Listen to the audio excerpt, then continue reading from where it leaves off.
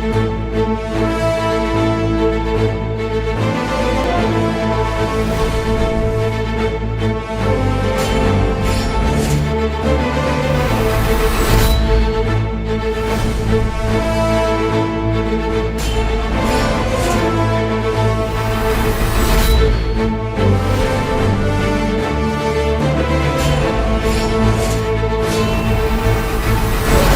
his Bayloric TV debut, Dixon, the former editor of Boxing News.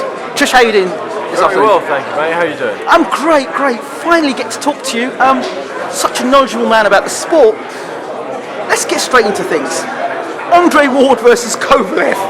Yeah, see, I threw that one at you as the uppercut. Tell us what you think about that fight. It's an interesting fight. I've always fancied Andre Ward in that fight. I think what's interesting is why he's chosen to go up in weight to fight Kovalev rather than stay where he was and wait for Triple G to go up and fight him.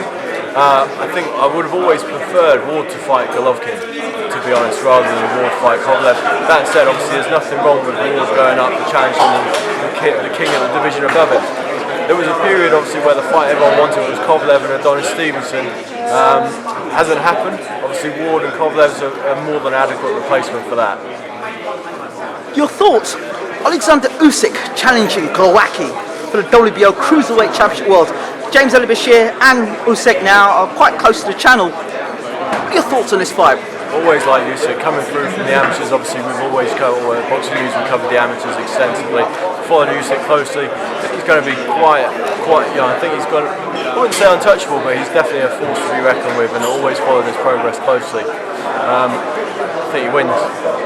Okay. Full stop. Liam Smith, Canelo. So Canelo, I've never rated Canelo as highly as a lot of people have. You know, when you look back through his resume and people talk about him being a future Hall of Fame fighter, will you get him a Hall of Fame for fighting Erislandy Lara? That said, he's progressed a lot, certainly since I left Boxing News. I think he's still young enough to grow in the development. You're looking at a guy who had 40 odd fights by the time he was 20. So there's still plenty of time for education, plenty of time for him to learn. And I think Liam Smith's a good, really solid fighter. I think he's capable of giving him some problems. I think it's a tough fight though. It's a big ask to go over to Texas and to go over and upset Canelo. I think it's a really big ask. I think it's going to be a bridge too far, but I think Liam's going to be competitive in that fight. And I think certainly a lot more competitive than the Americans think. Spoken to Darnell Boone, Carson Jones, Tony Harrison, and they all say one thing about Gennady Golovkin. He hits like a mule. Spoke to Carson Jones a few days ago. He told me, you know what, you could pay me, I will not spar that guy again. But Kell Brook says, you know what, I don't respect the guy's punching power, and I can't wait to get hit by him.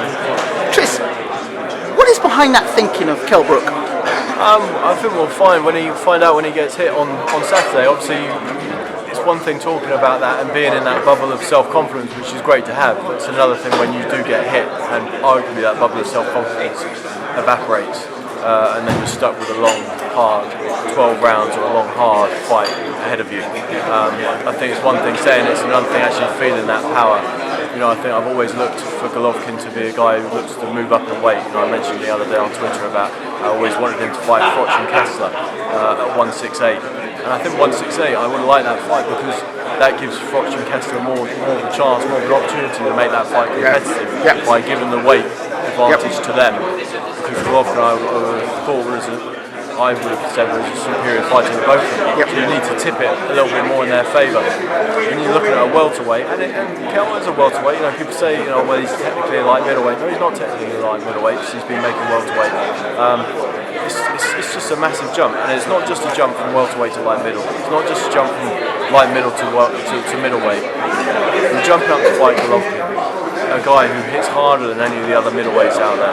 Whether you're looking at Lemieux, whether you're looking at Curtis Stevens, any other bangers out there, you wouldn't say that they hit harder than Golovkin. So you're not just jumping up to fight a middleweight who's stronger than weight. You're looking to fight a guy who probably hits more along the lines of a super middleweight, even a light heavyweight.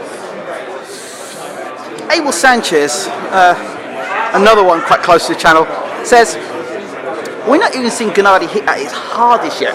And today was quite dismissive of Dominic Ingles' scientific studies or program in terms of getting Kell Brook there. Do you think he's got a reason to be so dismissive of what Dominic Ingle's been saying and the whole hype about Kell building himself up to being a middleweight? I mean, I think what Abel said there was just fight talk. I think that was just him, way of getting into his head, and I don't think I don't think he was massively trying to be hugely disrespectful. It was just fight talk. They were a day away from the fight, or a day away from the weigh-in, starting to play a few mind games. Nothing too sincere in that. I think obviously it's playing into what Dominic Ingle said about there being a 20-week training camp where sometimes it's been about just making the weight. And obviously they're saying that they've just had to build Kell up in weight. They've had to build Kell up in weight. They admit to that. Obviously, where they're used to cutting him down to welterweight, obviously maybe the training camps are longer, where the first 4 or 6 weeks have been the weight cut, and then they go into camp as such. But I think in terms of what Abel was saying, I think that's just fight talk. And finally, I know that you're no longer the former Boxing News editor. What are you doing now these days?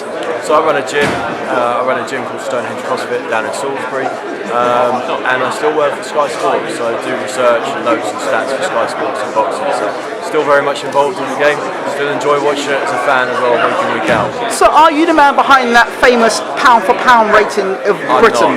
I'm not. A lot of people across the YouTube channels and experts are saying that pound-for-pound rating was a bit dubious. I haven't had anything to do with any ratings now since I left the magazine, so I'm out. Chris Dixon, thank you so much for talking to Bayloric TV. Thank you.